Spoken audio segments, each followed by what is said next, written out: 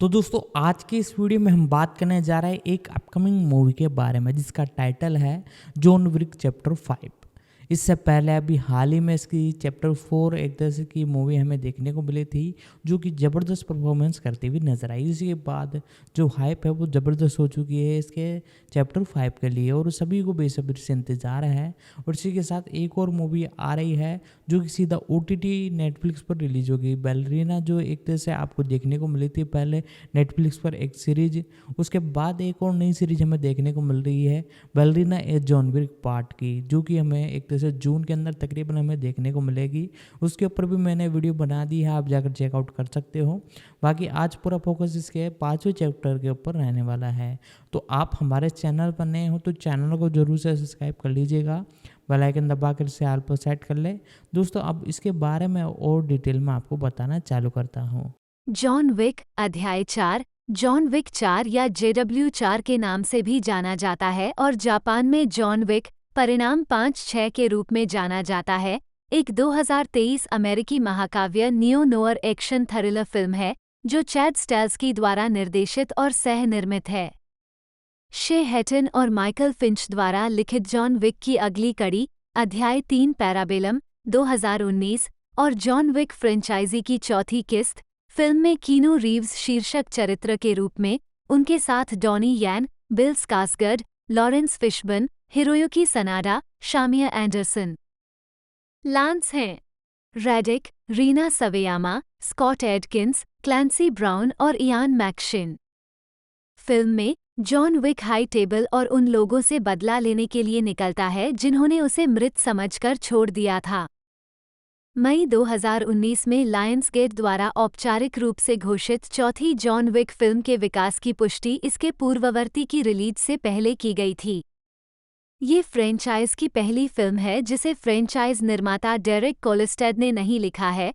मई 2020 में हैटन को काम पर रखा गया, उसके बाद मार्च 2021 में फिंच को काम पर रखा गया। मुख्य फोटोग्राफी जून से अक्टूबर 2021 तक हुई और फिल्मांकन स्थानों में फ्रांस, जर्मनी शामिल थे, न्यूयॉर्क शहर और जापान। 21 मई 2021 की मूल रिलीज की तारीख में कोविड-19 महामारी के कारण देरी हुई। 7 जॉन विक चैप्टर 4 का प्रीमियर 6 मार्च 2023 को लंदन के ओडियन लक्स लीसेस्टर स्क्वायर में हुआ और 24 मार्च को संयुक्त राज्य अमेरिका में रिलीज किया गया। फिल्म को अपने एक्शन दृश्यों, सिनेमेटोग्राफी के लिए आलोचकों से प्रशंसा मिली।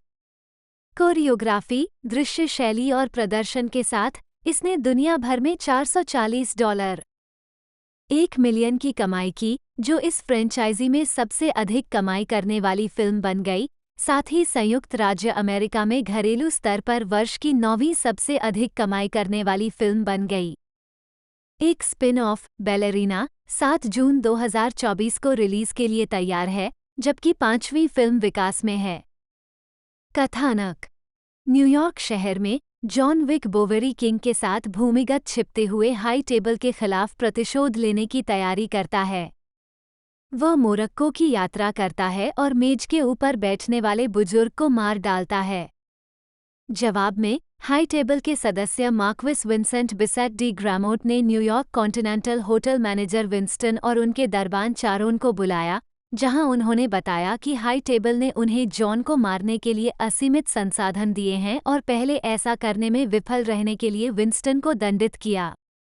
सजा के रूप में मार्क्विस ने विंस्टन से उसके प्रबंधकीय कर्तव्य छीन लिए, उसे बहिष्कृत घोषित कर दिया, न्यूयॉर्क कॉन्टिनेंटल को नष्ट कर दिया और चारोन को मार डाला।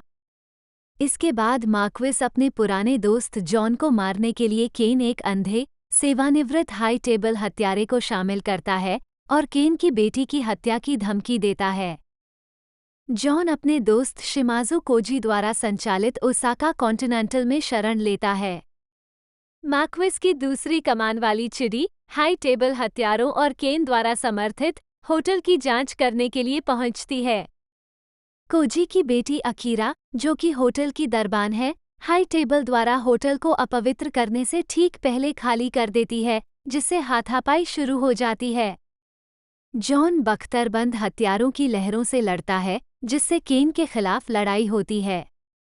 मिस्टर नोबडी नाम का एक इनामी शिकारी उनकी लड़ाई में बाधा डालता है और जॉन को मारने के लिए मौजूदा इनाम को अपर्याप्त निर्धारित करने के बाद जॉन को भागने की अनुमति देता है। घायल कोजी जॉन की ओर से केन पर बार बार हमला करता है, जब तक कि केन अनिच्छा से कोजी को मार नहीं देता, लेकिन अकीरा को बख्श देता है। जॉन न्यूयॉर्क लौटता है और चारोन की कब्रगाह पर प्रतिशोधी विंस्टन से मिलता है। विंस्टन का सुझाव है कि जॉन मार्क्विस को द्वंद्वयुद्ध के लिए चुनौती देने के लिए एक पुरानी हाई टेबल परंपरा का आह्वान करता है। जीत से जॉन हाई टेबल के सभी दायित्वों से मुक्त हो जाएगा, लेकिन वो केवल एक अपराध परिवार की ओर से द्वंद्व का अनुरोध कर सकता है। जॉन पुनः प्रवेश का अनुरोध करने के लिए रूस का रोमा अपराध सिंडिकेट के बर्लिन मुख्यालय की यात्रा करता है, जिसके साथ उसने संबंध तोड़ दिए थे। उनकी दत्तक बहन कटिया का कहना है कि पुनः प्रवेश के लिए जॉन को हाई टेबल सदस्य किला हरकन को मारना होगा, जिसने उसके पिता की हत्या की थी। किला उसके नाइट क्लब पर घात लगाता है, लेकिन केन और मिस्टर नोबडी की मदद से जॉन उसे मारने और अपना रुतबा वापस पाने में कामयाब हो जाता है। विंस्टन ने जॉन के दूसरे के रूप में अभिनय करते हुए मार्क्विस को जॉन की चुनौती दी और अनुरोध किया कि यदि जॉन जीतता है तो उसके बहिष्कार को रद्द कर दिया जाए और न्यूयॉर्क कॉन्टिनेंटल का पुनर्निर्माण किया जाए, जो पूरी तरह से हाई टेबल द्वारा वित्त पोषित हो। हालांकि अगर जॉन हार जाता है तो विंस्टन भी चुनौती देने वाले के दूसरे के रूप में मर जाएगा।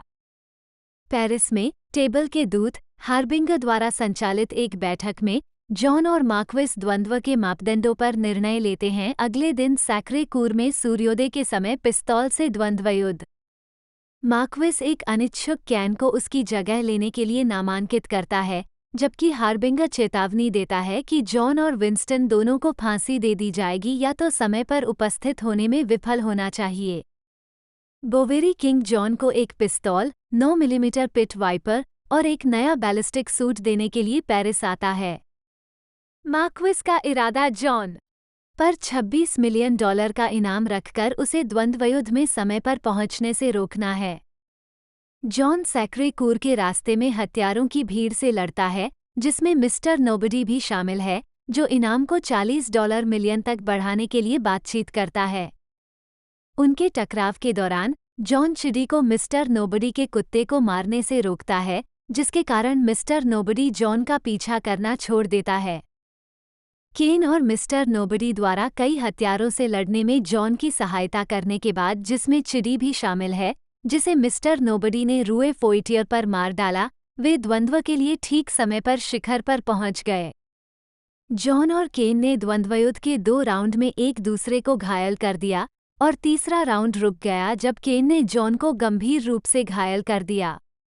तख्तापलट के प्रशासन के अधिकार की मांग करते हुए मार्क्विस उत्सुकता से केन के साथ स्थानों की अदला बदली करता है। विंस्टन ने मार्क्विस को उसके अहंकार के लिए डांटा, ये खुलासा करते हुए कि जॉन ने अभी तक अपनी तीसरी गोली नहीं चलाई है। इसके बाद जॉन तुरंत मार्क्विस पर हेडशॉट मारकर द्वंद्व समाप्त कर देता है। हार्बिंगर केन और जॉन को हाई टेबल से आज़ादी देता है और विंस्टन को न्यूयॉर्क कॉन्टिनेंटल के होटल मैनेजर के पद पर बहाल करता है, जिसे हाई टेबल के फंड से फिर से बनाया जाएगा। जॉन अपनी चोटों से मरने से पहले अपने जीवन और विवाह पर विचार करता है। कुछ समय बाद न्यूयॉर्क वापस आकर विंस्टन और बोवेरी किंग ने जॉन को उनकी पत्नी हेलेन की कब्र के बगल में स्थित उनकी कब्र पर विदाई दी। क्रेडिट के बाद के दृश्य में केन अपनी बेटी के साथ पुनर्मिलन के लिए पेरिस लौटता है, लेकिन एक प्रतिशोधी चाकूधारी अकीरा उससे संपर्क करती है। कास्ट करें। जॉन विक के रूप में कीनू रीव्स एक पेशेवर हिटमैन और हत्यारा है जिसने अपने कौशल के लिए एक प्रसिद्ध प्रतिष्ठा हासिल की है और अब हाई टेबल द्वारा उसका शिकार किया जा रहा है। 13-14 केन के रूप में डॉनी यैन एक अंधा हाई टेबल हत्यारा और जॉन विक का पुराना दोस्त, जिसे अपनी बेटी की सुरक्षा सुनिश्चित करने के लिए जॉन विक को मारने के लिए सेवानिवृत्ति से बाहर होना पड़ा। मार्क्विस विंसेंट बिसेट डी ग्रामोट के रूप में बिल स्कार्सगर्ड मुख्य प्रतिपक्षी और हाई टेबल का एक शक्तिशाली सदस्य है जिसकी स्थिति को जॉन विक द्वारा चुनौती दी गई है। बोवेरी किंग के रूप में लॉरेंस फिशबर्न, एक पूर्व भूमिगत अपराध मालिक, जिसे हाई टेबल ने मृत समझकर छोड़ दिया था और अब वो जॉन विक को प्रायोजित कर रहा है। 15. शिमाज़ु कोजी के रूप में हिरोयुकी सनाडा, ओसाका कॉन्टिनेंटल होटल के प्रबंधक और जॉन विक और केन के पुराने दोस्त। 16. मिस्टर नोबडी, द ट्रैकर के रूप में शमिया एंडरसन, विक का पीछा करने वाला एक इनामी शिकारी। न्यूयॉर्क के कॉन्टिनेंटल होटल में दरबान, चारोन के रूप में लांस रेडिक। शिमाज़ु अकीरा के रूप में रीना स्वेयामा, कोजी की बेटी और ओसाका कॉन्टिनेंटल की दरबान। 17-18. चिडी के रूप में माको ज़ारोर, मार्क्विस डी ग्रामोट के दूसरे इन कमांड और विरोधियों में से एक। 19. जर्मन टेबल के प्रमुख, किला हरकन के रूप में स्कॉट एडकिंस। 20. अग्रदूत के रूप में क्लैंसी ब्राउन, हाई टेबल का एक उच्च रैंकिंग संचालक। 21. विंस्टन स्कॉट के रूप में इयान मैक्शिन, न्यूयॉर्क कॉन्टिनेंटल होटल के प्रबंधक और जॉन विक के मित्र। 22. नतालिया टेना ने जॉन विक की दत्तक बहन कटिया का किरदार निभाया है। 23. और जॉर्ज जॉर्जियो एल्डर के रूप में दिखाई देते हैं, वह जो टेबल के ऊपर बैठता है। जॉन विक, चैप्टर 3 पैराबेलम 2019 में सैद ताघमोई द्वारा निभाए गए चरित्र की तुलना में जॉर्जियो एक अलग चरित्र को चित्रित करता है। 24-25 पहली फिल्म के संग्रह फुटेज के माध्यम से ब्रिजेट मोयनाहन जॉन की दिवंगत पत्नी हेलेन के रूप में दिखाई देती हैं। 26. स्वेन मार्क्वार्ट, एक कुख्यात जर्मन बाउंसर, क्लाउस नाम के रुस्का रोमा सदस्य के रूप में दिखाई देता है। 27-28 सेवानिवृत्त सूमो पहलवान योशिनोरी ताशिरो ने ओसाका कॉन्टिनेंटल द्वारपाल के रूप में उपस्थिति दर्ज कराई। 29. उत्पादन विकास 20 मई 2019 को लायंसगेट ने अपने opt in John Wick text update सेवा के माध्यम से जॉन विक अध्याय 4 की घोषणा करते हुए लिखा, आपने सेवा की है, आप सेवा में रहेंगे। जॉन विक अध्याय 4 आ रहा है 21 मई 2021। 30 अगस्त 2020 की शुरुआत में लायंसगेट के सीईओ जॉन फेल्थहाइमर ने एक कमाई कॉल के दौरान कहा, हम अपने जॉन विक एक्शन फ्रेंचाइज की अगली 2 किस्तों के लिए स्क्रिप्ट तैयार करने में भी व्यस्त हैं। जॉन विक 4 मेमोरियल डे सप्ताहांत 2022 में सिनेमाघरों में हिट होने के लिए तैयार है। हमें उम्मीद है कि जब कीनो अगले साल की शुरुआत में उपलब्ध हो जाएगा तो हम जॉन विक 4 और 5 दोनों की एक के बाद एक शूटिंग कर सकेंगे। 31-32 तीसरी फिल्म की रिलीज से पहले निर्देशक चैड स्टाल्स्की ने रेडिट में थ्रेड पर पुष्टि की कि एक और फिल्म के लिए चर्चा हुई थी और तीसरी फिल्म सफल होने पर वह इस परियोजना में शामिल होंगे। 33-34 उस समय इस घोषणा के बावजूद ये पुष्टि नहीं हुई थी कि स्टार कीनू रीव्स नई किस्त के लिए वापस आएंगे या नहीं। हालांकि उन्होंने जीक्यू को बताया कि जब तक दर्शक चाहेंगे तब तक वह इस भूमिका को निभाते रहेंगे। उन्होंने कहा, जहां तक मेरे पैर मुझे ले जा सकते हैं, जहां तक दर्शक जाना चाहते हैं। 30 स्टाल्स्की ने बाद में इंडीवायर के साथ एक साक्षात्कार में चौथी फिल्म को चिढ़ाते हुए कहा कि विक चौथी फिल्म को सुखद अंत के साथ समाप्त नहीं करेगा, ये कहते हुए, जॉन इस सब बकवास से बच सकता है लेकिन इसके अंत में कोई सुखद अंत नहीं है। उसे मिल गया है, कहीं नहीं जाना है। ईमानदारी से मैं आपको अभी चुनौती देता हूँ, यहाँ आपके लिए एक प्रश्न है, आप कैसे चाहते हैं कि मैं इसे समाप्त करूं? क्या आपको लगता है कि वह सूर्यास्त में भाग जाएगा? उसने 300 लोगों को मार डाला है और वो बस जा रहा है, चले जाओ, सब कुछ ठीक है। वह बस एक प्रेमिका के साथ प्यार में पड़ने वाला है। यदि आप इस कमबख्त आदमी हैं, अगर ये लड़का अस्तित्व में है एड, तो इस आदमी का दिन कैसे समाप्त होने वाला है? वह इसके लिए गड़बड़ है उसका शेष जीवन। ये बस समय की बात है। 30-35 इसके अतिरिक्त स्टाल्स्की ने चौथी फिल्म में विंस्टन के भाग्य को चिढ़ाते हुए कहा, उसका इरादा उसे गोली मारने का था। क्या उसका इरादा उसे मारने का था? यह व्याख्या के लिए खुला है, आप इसे 2 तरीकों में से एक में ले सकते हैं, और ये दयालु है जहां से हम जॉन विक 4 में कुछ अनुत्तरित प्रश्न उठाते हैं। 36 स्टूडियो ने श्रृंखला निर्माता डेरेक कोलिस्टेड से आगे बढ़ने का विकल्प चुना और इसके बजाय मई 2020 में स्क्रिप्ट लिखने के लिए शे हेटन को काम पर रखा। 37-38 फरवरी में स्टाल्स्की ने फिल्म लिखने के लिए रिकी स्टॉब और डैन वाल्सर को बोर्ड पर लाया। उनकी फिल्म कंक्रीट काउबॉय से प्रभावित हूँ। 39 मार्च 2021 में पटकथा लेखन का कार्यभार प्रीडेटर्स के पटकथा लेखक माइकल फिंच को सौंप दिया गया। 40 लेखन फिल्म का लेखन शे हेटन और माइकल फिंच के हाथों में सौंपा गया था। लूपर पत्रिका द्वारा फिंच के साथ एक साक्षात्कार में फिंच ने कहा कि पिछली कई फिल्में थीं जिन्होंने उनके लेखन को प्रभावित किया था। इसमें से बहुत कुछ चैड के अन्य फिल्म की अन्य शैलियों से प्रेरित होने से शुरू होता है, चाहे वो once upon a time in the हो west, the good, the bad and the ugly, या फिर यह बुलेट या डर्टी हैरी या ज़ाटोइची फिल्म हो। 41 डॉनी यैन द्वारा निभाई गई अंधे हत्यारे की भूमिका ज़ातोइची के चरित्र पर केंद्रित जापानी फिल्म श्रृंखला में अंधे तलवारबाज का संदर्भ देती है। 41 किरदार किला हरकन का नाम बर्लिन स्थित तुर्की रैपर किला हाकन का संदर्भ है। 42-43 कास्टिंग जब चौथी फिल्म की घोषणा की गई तो रीव्स ने जॉन विक 4 और द मैट्रिक्स रिसरेक्शंस के लिए अपना प्रशिक्षण पाठ्यक्रम शुरू करने की सूचना दी। 44 मई 2021 में ये घोषणा की गई थी कि रीना स्वेयामा जॉन विक चैप्टर 4 में अपनी फीचर फिल्म की शुरुआत करेंगी।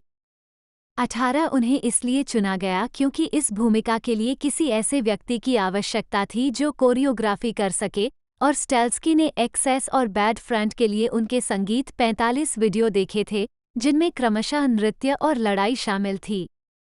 46 अगले महीने Laurence Fishburne, 47 Hiroyuki Sanada, 48 Donnie Yen, 49 Bill Skarsgard, 50 Shamier Anderson, 51 और स्कॉट एडकिंस को फिल्म में लिया गया। 52 संदा को शुरू में अध्याय 3 में जीरो का किरदार निभाने के लिए आमंत्रित किया गया था, लेकिन एचली स्टैंडन की चोट के कारण उसे छोड़ दिया गया। 53-54 जुलाई 2021 में लांस रेडिक को चारोन के रूप में अपनी भूमिका को दोहराने की पुष्टि की गई। 55 और इयान मैक्शिन को विंस्टन के रूप में अपनी भूमिका को दोहराने की पुष्टि की गई।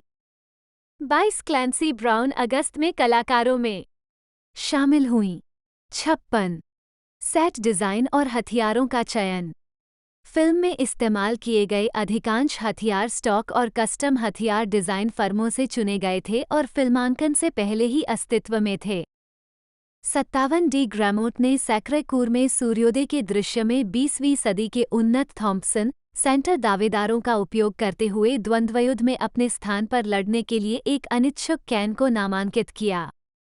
58 बोवेरी किंग जब पेरिस पहुंचते हैं तो जॉन को टीटीआई द्वारा निर्मित एक कस्टम 21 राउंड पिट वाइपर पिस्तौल सौंपते हैं। 57-59 फिल्म की शुरुआत में केन के चरित्र को जौहरी कार्ल एफ. बुचेरा की एक भव्य सोने की घड़ी को संभालते हुए दिखाया गया है, जिसमें सोने के केस बंद करने वाले ढक्कन के अंदर उसकी बेटी की छवि है। 60 फिल्मांकन प्रिंसिपल फोटोग्राफी $100 मिलियन के बजट पर 28 जून 2021 को शुरू हुई और फ्रांस, जर्मनी, न्यूयॉर्क शहर और जापान में हुई। 261 स्थान प्रबंधक सहित कई फ्रांसीसी क्रू ने पेरिस में फिल्मांकन को नरक बताया। जर्मनी में फिल्मांकन में 2 सप्ताह की देरी के कारण स्टाल्स्की के पास पेरिस का पता लगाने के लिए कम समय था और अंतिम समय में स्थान में सुधार और बदलाव करना पड़ा। 62 फिल्मांकन लक्जमबर्ग गार्डन और सेंट यूस्टैच चर्च में हुआ। परिचयात्मक दृश्य पेरिस के धंसा कैथेड्रल, ला डिफेंस कैथेड्रल में फिल्म या गया था। आर्क डी ट्रायफ के चारों ओर पीछा गोलीबारी बर्लिन के पास एक अप्रयुक्त हवाई अड्डे पर समाप्त हो गई थी।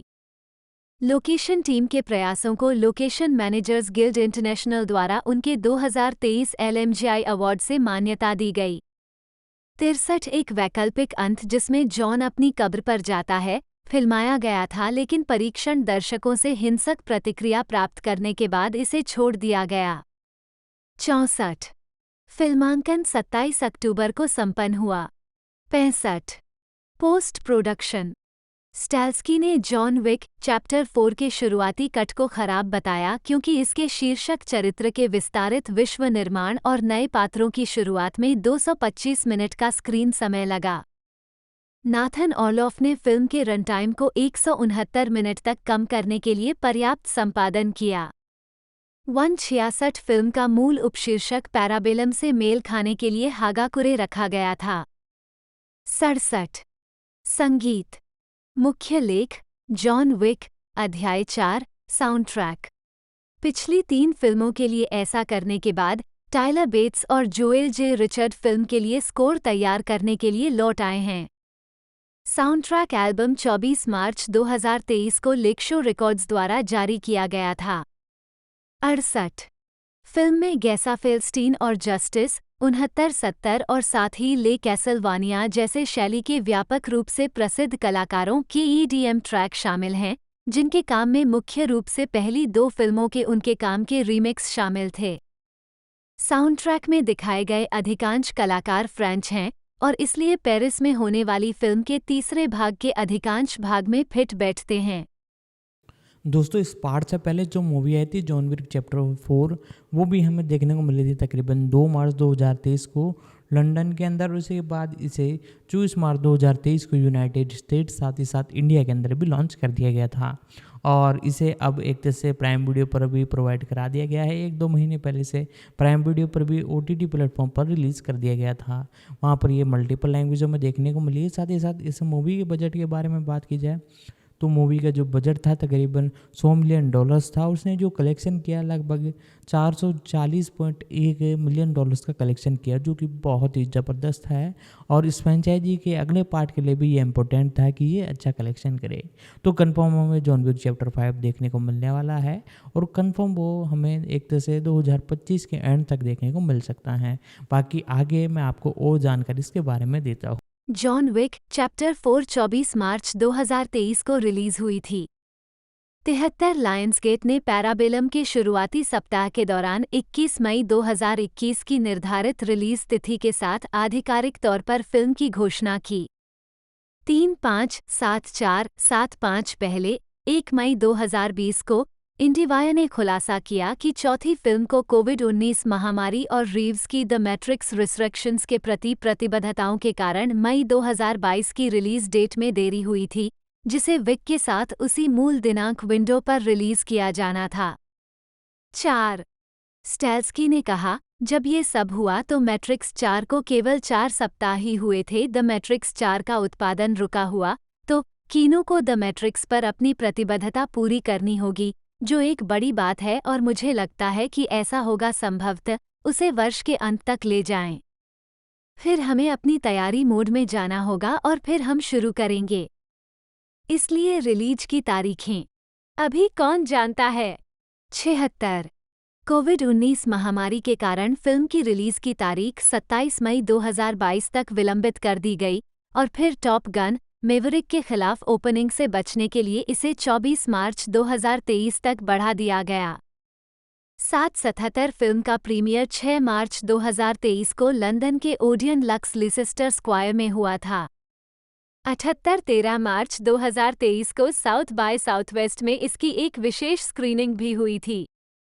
79 भारत में फिल्म को हिंदी, तमिल और तेलुगु में डब और रिलीज किया गया था। इसे 12 अप्रैल 2023 को दक्षिण कोरिया में रिलीज किया गया था।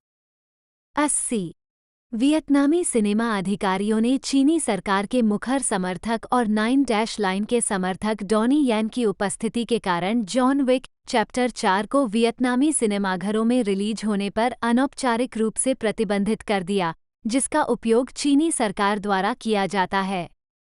वियतनामी दावा किए गए पैरासल द्वीप समूह और स्प्रेटली द्वीप समूह सहित दक्षिण चीन सागर के कुछ हिस्सों पर दावा करता है। 81 home media. John Wick chapter 4 को 23 मई 2023 को डिजिटल रूप से रिलीज किया गया था। ब्लू-रे 4K UHD और DVD 13 जून 2023 को रिलीज किए गए थे।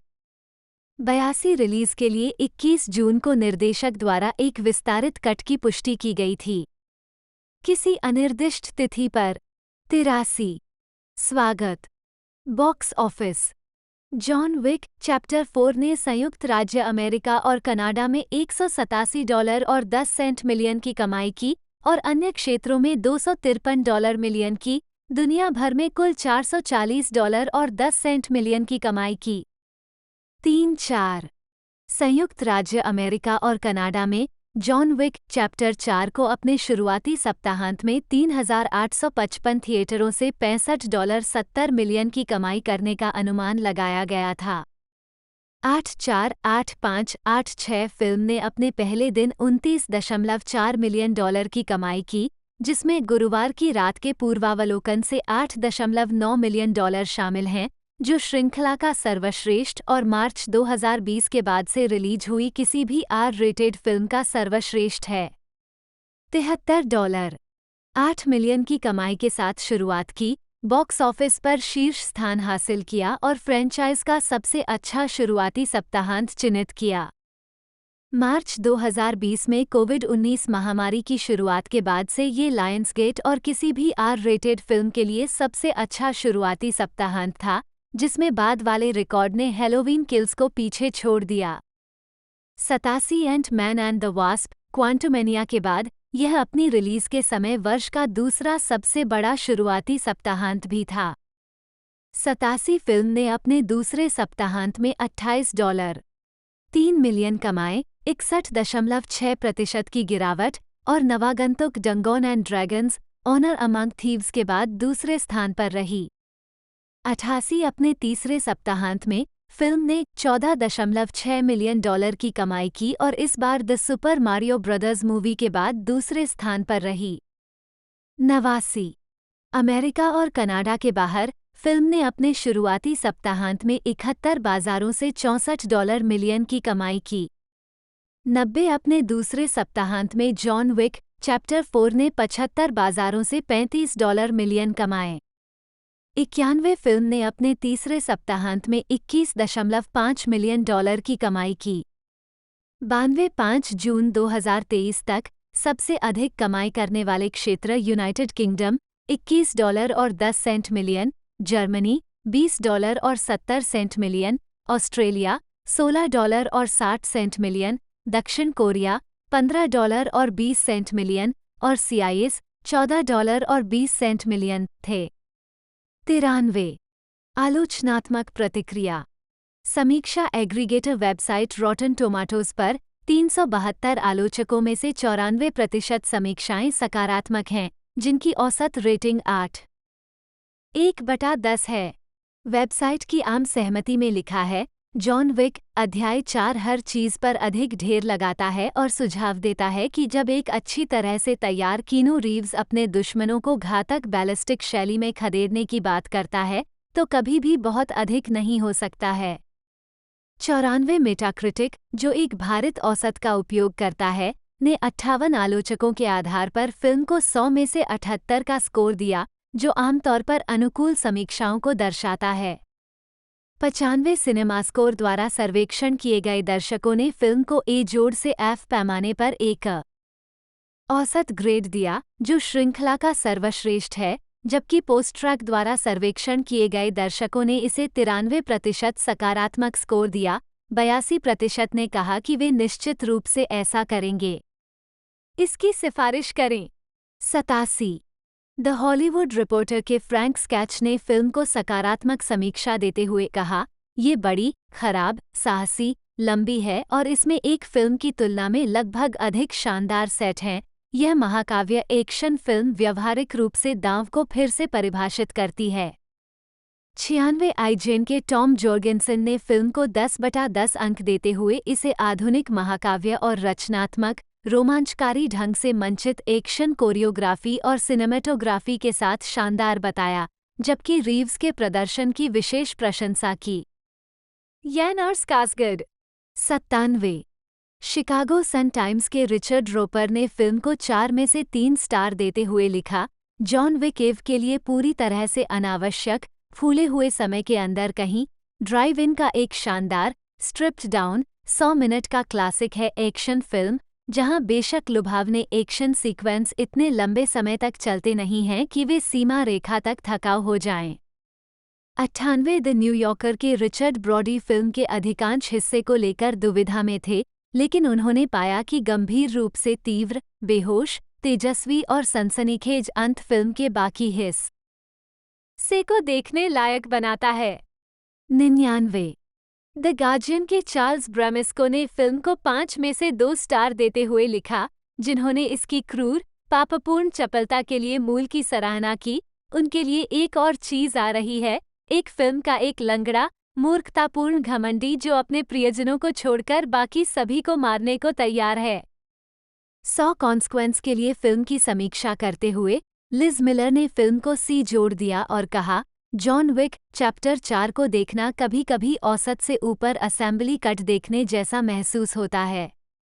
2 घंटे और 49 मिनट के बोझिल समय में आपकी नज़र तुरंत जो शोर को कम करता है उसके प्रति आकर्षित रहें, और ऐसे बहुत सारे क्षण हैं, लेकिन क्षण एक अच्छी तरह से बताई गई फिल्म नहीं बनाते हैं।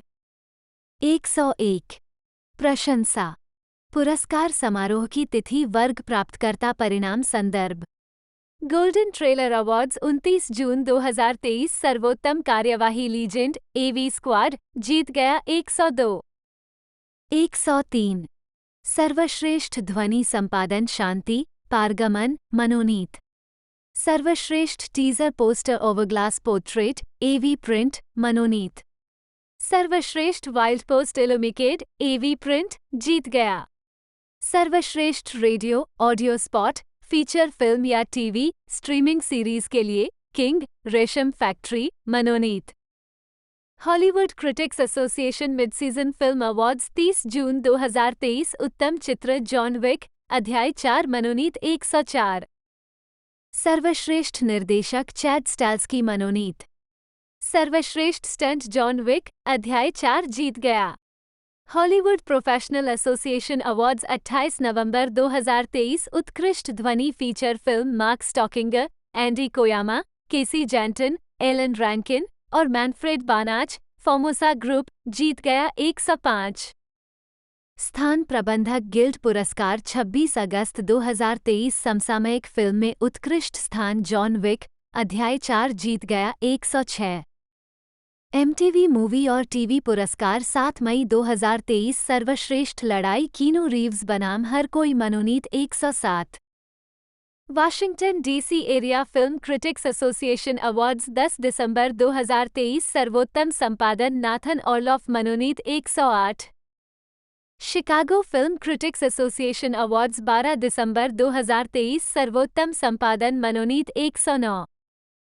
Saint Louis film critics association 17 दिसंबर 2023 सर्वश्रेष्ठ एक्शन फिल्म जॉन विक अध्याय 4 जीत गया 110।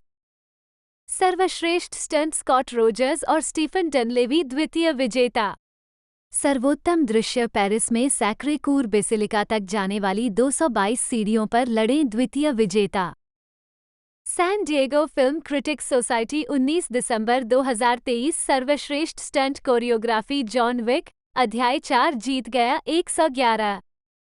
सर्वोत्तम दृश्य प्रभाव मनोनीत।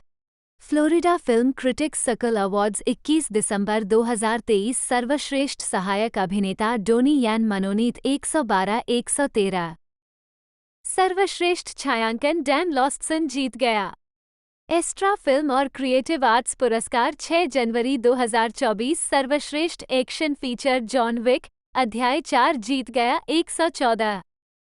26 फरवरी 2024 सर्वश्रेष्ठ छायांकन डैन लॉस्टन मनोनीत। सर्वोत्तम संपादन नाथन ऑर्लॉफ जीत गया। सर्वोत्तम प्रचार अभियान जॉन विक अध्याय 4 मनोनीत। सर्वोत्तम ध्वनि मनोनीत।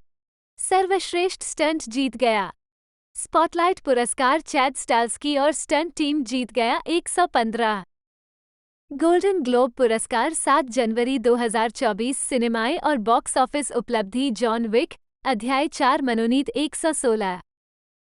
Seattle film critics society awards 8 जनवरी 2024 सर्वश्रेष्ठ एक्शन कोरियोग्राफी जीत गया 117। Austin film critics association awards 10 जनवरी 2024 सर्वश्रेष्ठ स्टंट समन्वयक स्टीफन डनलेवी और स्कॉट रोजर्स जीत गया 118। शनि पुरस्कार 4 फरवरी 2024 सर्वश्रेष्ठ एक्शन या साहसिक फिल्म जॉन विक अध्याय 4 लंबित 119। सर्वश्रेष्ठ अभिनेता कियानो रीव्स लंबित। सर्वश्रेष्ठ प्रोडक्शन डिजाइन केविन कवानुग लंबित। सर्वोत्तम संपादन नाथन ऑलॉफ लंबित। प्रोडक्शन डिजाइन पुरस्कारों में एडीजी उत्कृष्टता 10 फरवरी 2024 समसामयिक फिल्म के लिए प्रोडक्शन डिजाइन में उत्कृष्टता केविन कवानुग लंबित 120। पीपुल्स चॉइस अवार्ड 18 फरवरी 2024 वर्ष की सर्वश्रेष्ठ एक्शन मूवी जॉन विक अध्याय 4 लंबित 121। वर्ष का पुरुष मूवी स्टार कियानो रीव्स लंबित। वर्ष का एक्शन मूवी स्टार लंबित। विजुअल इफेक्ट्स सोसाइटी पुरस्कार 21 फरवरी 2024 फोटोरियल फीचर में उत्कृष्ट सहायक दृश्य प्रभाव जेनेल क्रोशो, रेला Reena sparks, Jonathan Rothbart, Xavier रोका, गर्ड नेफ्जर लंबित 122। फोटोरियल फीचर में उत्कृष्ट निर्मित वातावरण Manuel Gaureau, Fabrice Vienne, Vignesh Ravi, Laurent Markowski. Place डीलर एटोइल के लिए लंबित। एक फीचर में उत्कृष्ट संयोजन और प्रकाश व्यवस्था Xavier Roca, Julien Forest, Thomas Bodis, Dominique Kerouac. Apartment नरसंहार वीडियो गेम शैली के लिए लंबित।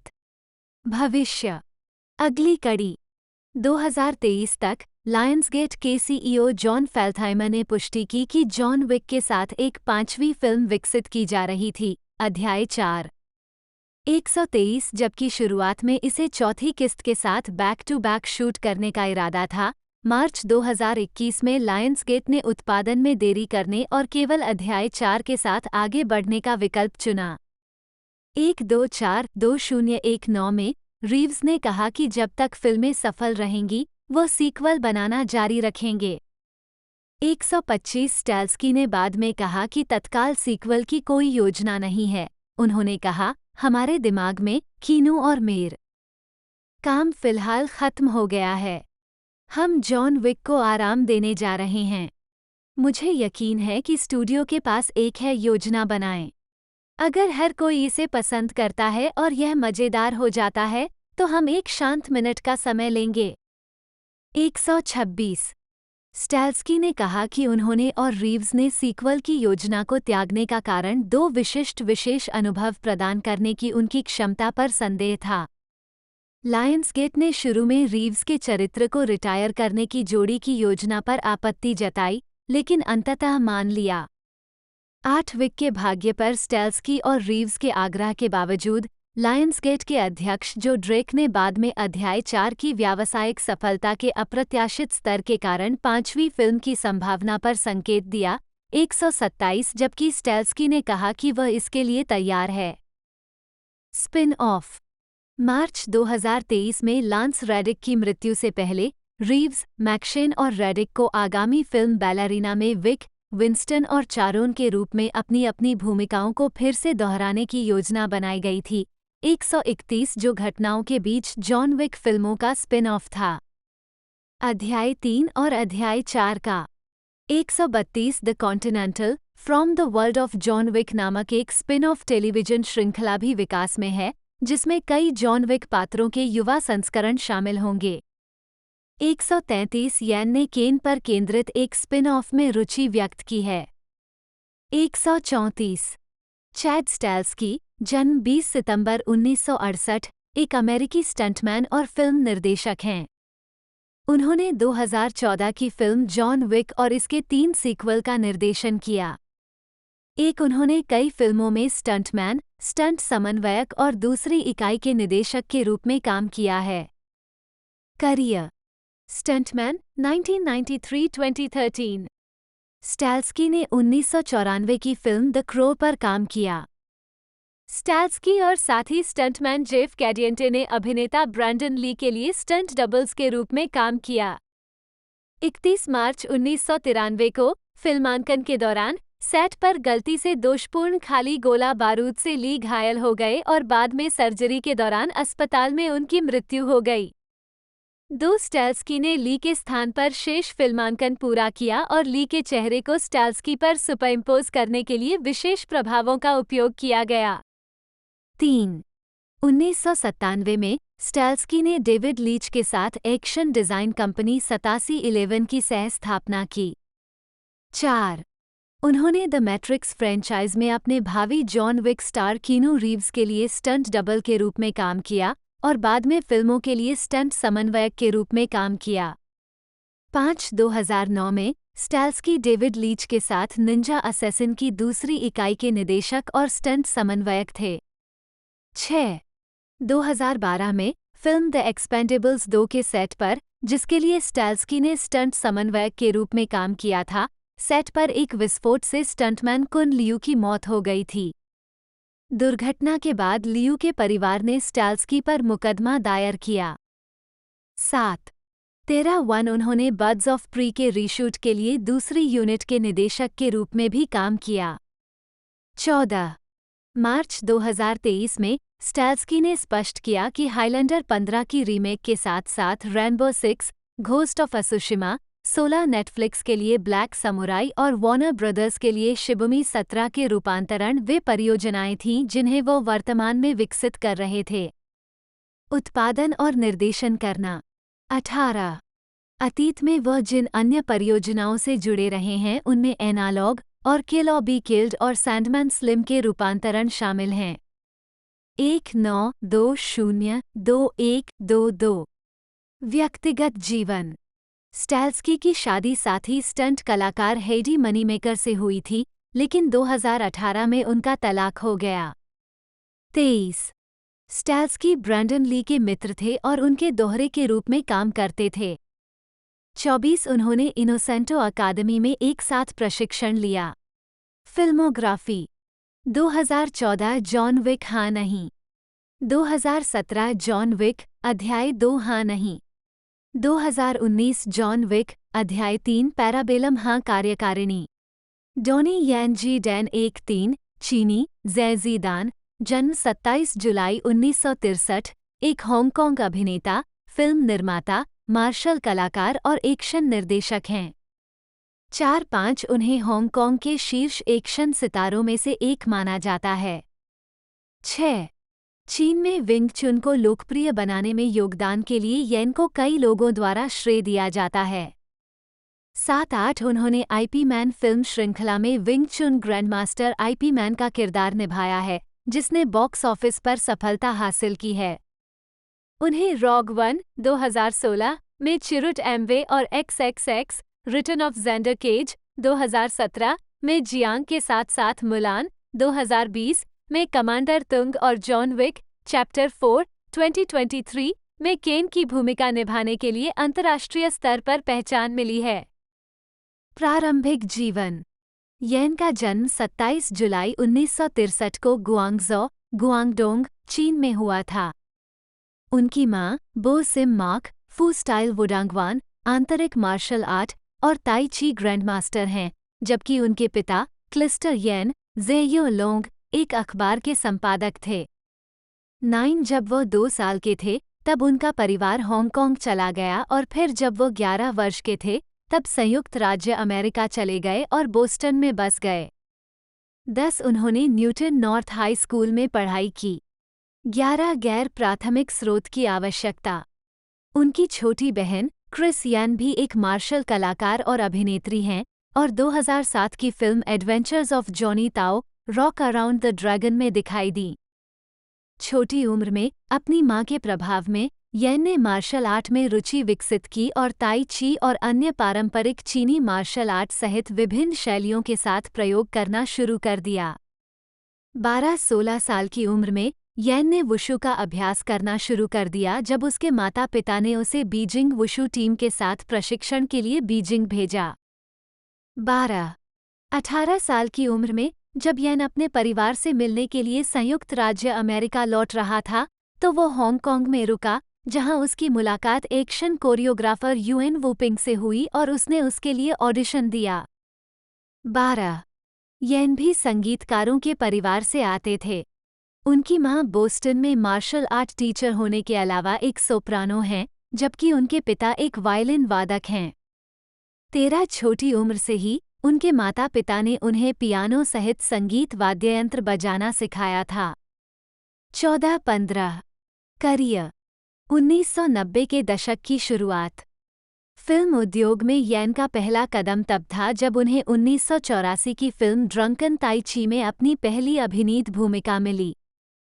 ड्रंकन ताई ची और टाइगर केज 1988 फिल्म आने के बाद येन ने once upon a time in China 2 1992 में जनरल नेप लैन के रूप में अपनी सफल भूमिका निभाई, जिसमें उनके चरित्र और वोंग फी हंग द्वारा अभिनीत के बीच एक लड़ाई का दृश्य शामिल था।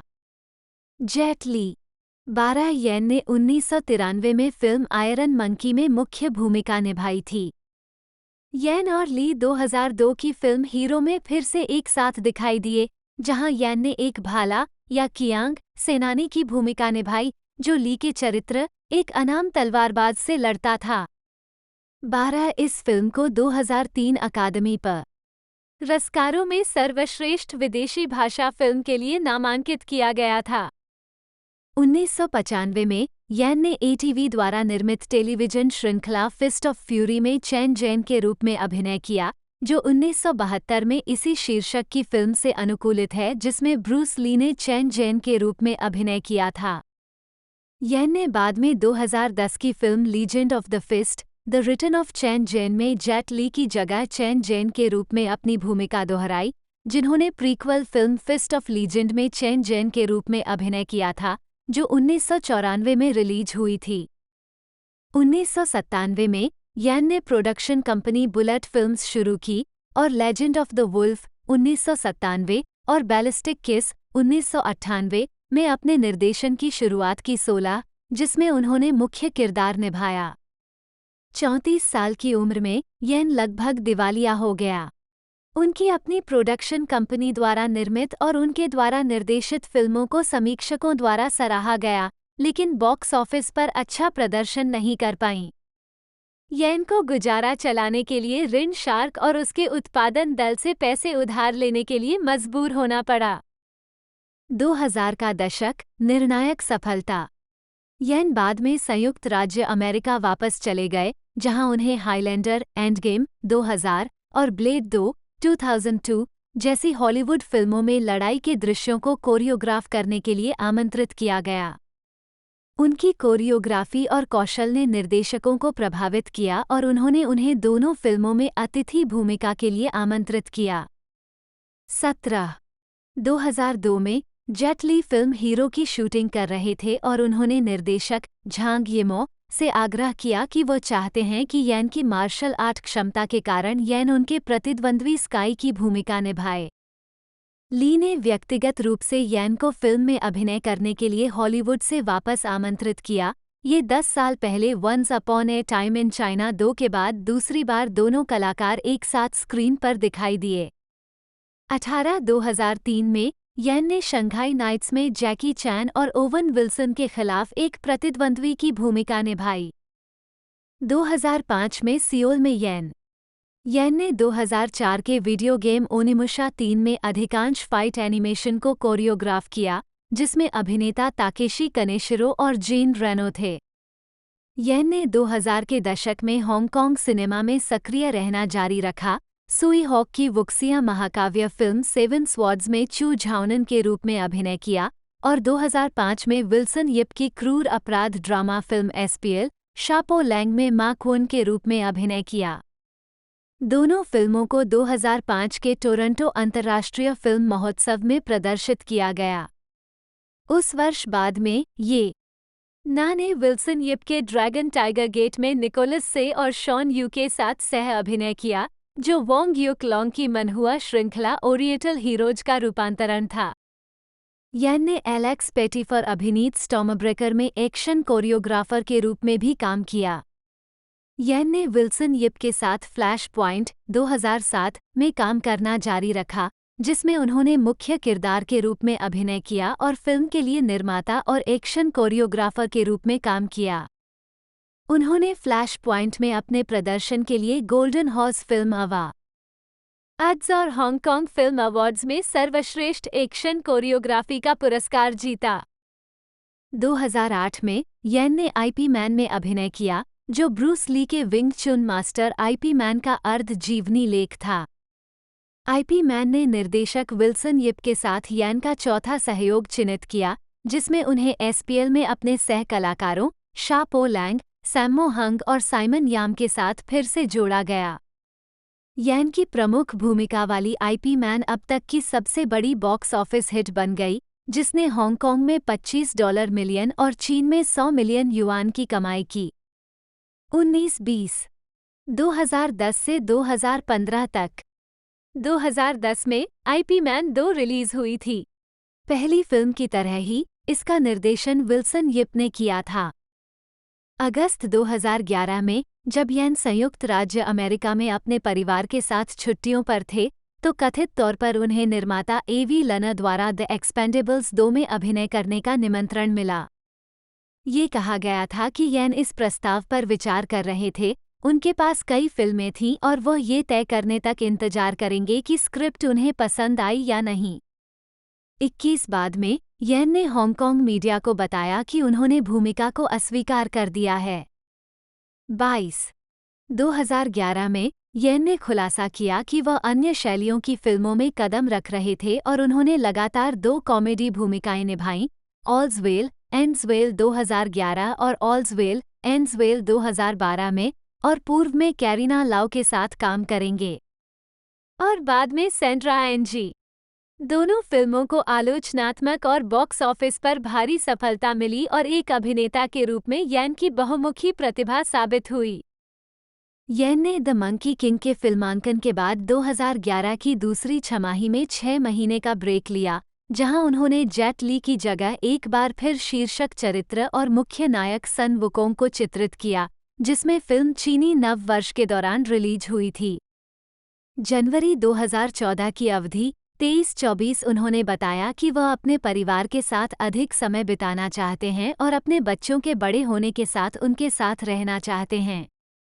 2012 में न्यूयॉर्क फिल्म फेस्टिवल में येन 2012 में येन फिल्म उद्योग में लौट आए और स्पेशल आईडी का फिल्मांकन शुरू किया, जिसमें उन्होंने मुख्य भूमिका निभाई, एक अंडरकवर पुलिसकर्मी और एक्शन कोरियोग्राफर की भूमिका भी निभाई। 2013 में ये बताया गया कि येन आइसमैन के लिए मुख्य भूमिका निभाएंगे, जो समय यात्रा पर आधारित एक विज्ञान फाई एक्शन फिल्म है और जिसे 3D में फिल्माया गया था। येन ने पुष्टि की कि उपरोक्त दोनों फिल्मों में MMA का उपयोग किया जाएगा। 25 फरवरी 2013 में वीनस्टीन कंपनी ने पुष्टि की कि उसने crouching tiger hidden dragon sequel के अधिकार खरीदे हैं और मुख्य भूमिका निभाने के लिए येन से संपर्क किया है।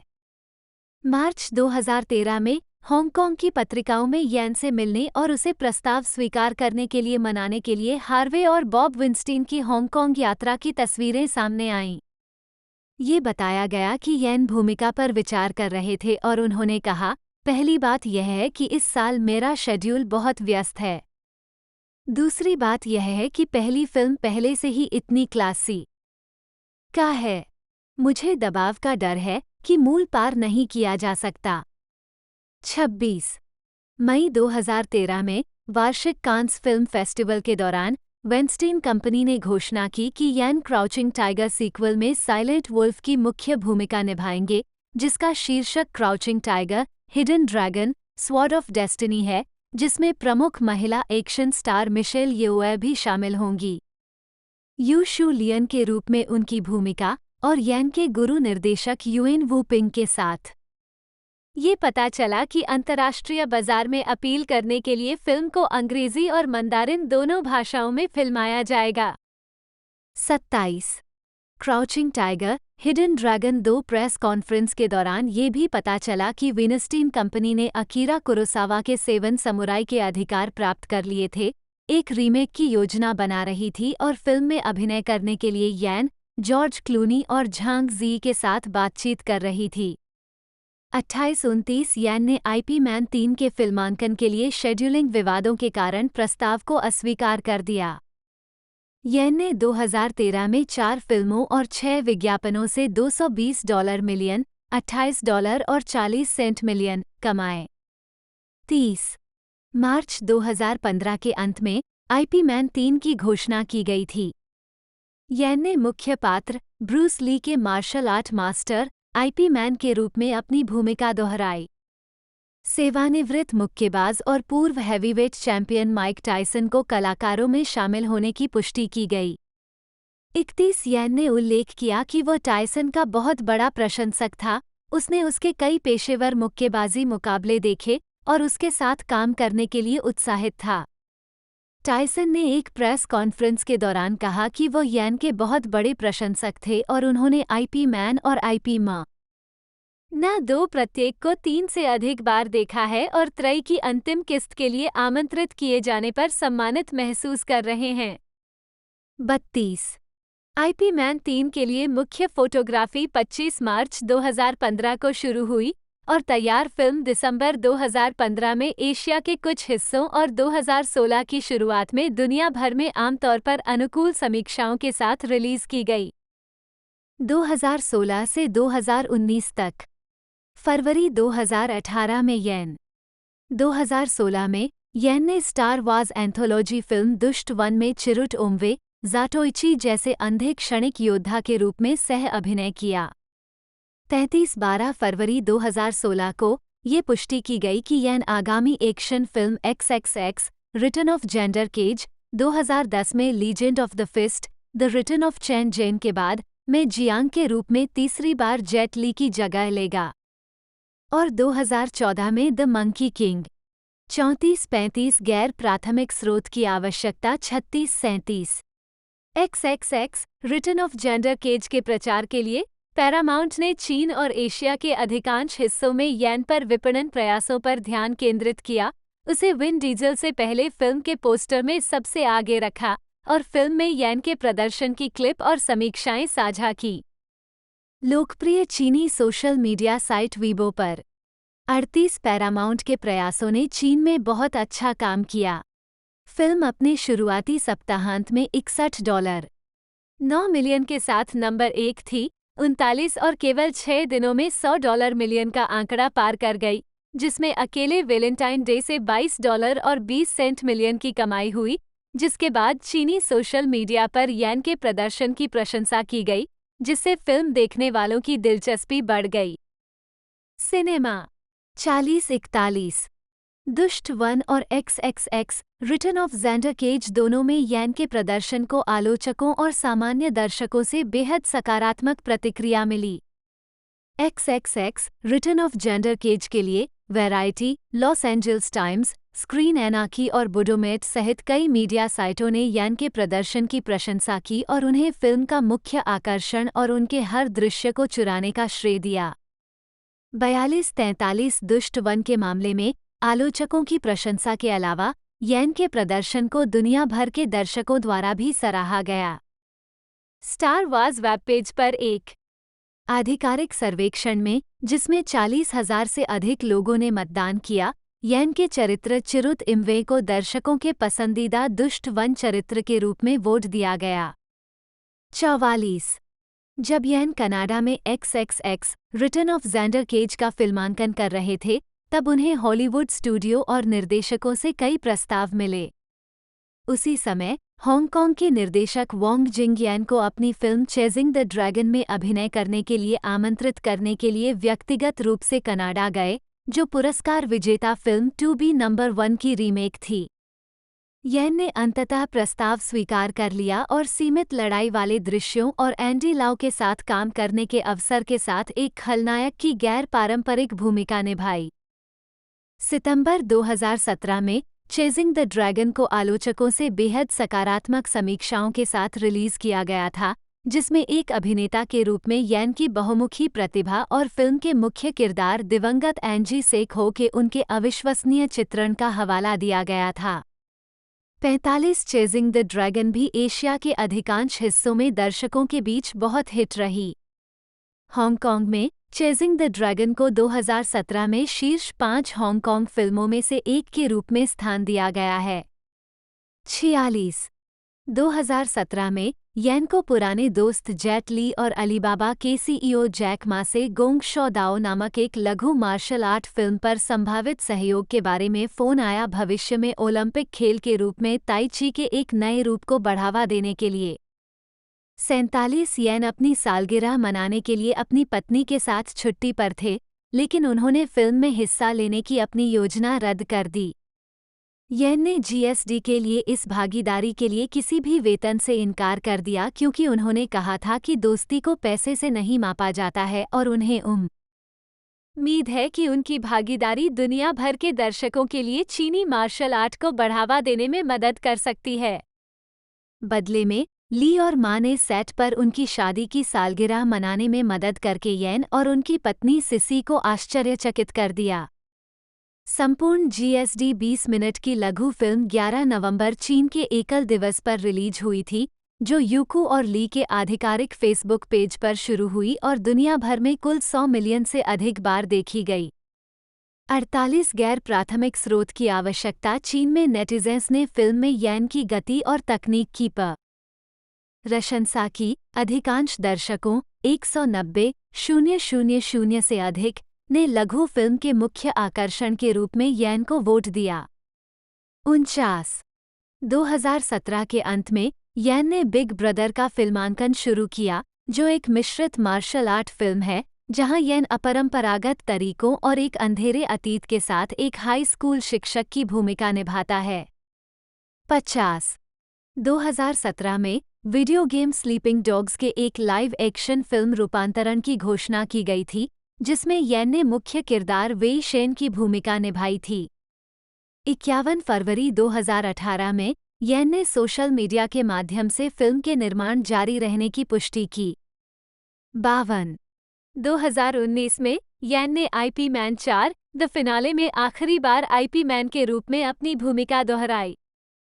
उस वर्ष के हांगकांग विरोध प्रदर्शन के दौरान प्रदर्शनकारियों ने येन, सह कलाकार डैनी चैन और निर्माता रेमंड वोंग के बीजिंग समर्थक रुख का हवाला देते हुए फिल्म के बहिष्कार का आग्रह किया।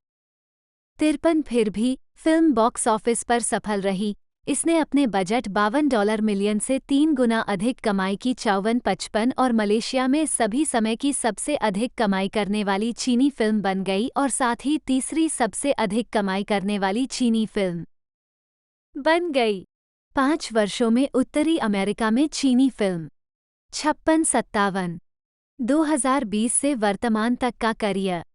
मार्च 2020 में डिज्नी के मुलान के लाइव एक्शन रीमेक के लिए प्रेस टूर के हिस्से के रूप में जब येन से पत्रकारों ने पूछा कि क्या वह एक सुपरहीरो फिल्म में अभिनय करने में रुचि रखते हैं, तो येन ने खुलासा किया कि उन्हें वार्नर ब्रदर्स की जस्टिस में एक भूमिका की पेशकश की गई थी।